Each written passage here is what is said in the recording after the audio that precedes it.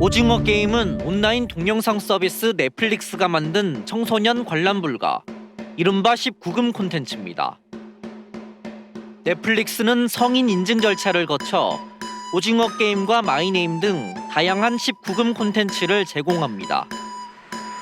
이미 국내 가입자만 1,000만 명을 넘었습니다. 일상적으로 다양한 콘텐츠를 접하는 시청자들이 늘면서 국내 방송사들은 그야말로 직격탄을 맞았습니다.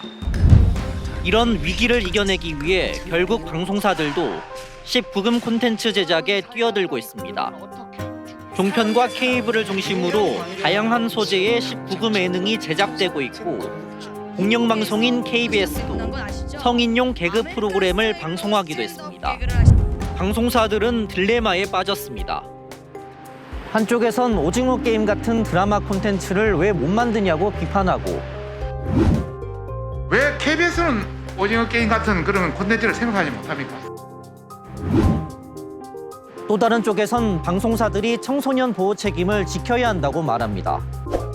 펜트하우스 시즌1의 경우 청소년 모방범죄 위험이 있다며 주의 조치를 했는데도 시즌2와 3에서 달라진 건 없었습니다. 현실 세계에 있을 만한 일인지 아니면 이거는 정말 꾸며진 이야기인지 이런 거를 아이가 판단할 수 없다고 저는 아직 생각을 해요. 시작하기 전에 경고 문구가 뜨긴 하는데 특히 혼자 아이가 있을 때 이런 것들을 찾아보거나 아니면 채널을 돌리면서 거기에 멈춰서 또 보게 되거나 그런 경우가 있을 것 같아서 그게 걱정돼요. 같은 드라마를 두고 회차별로 다른 등급을 매기기도 합니다.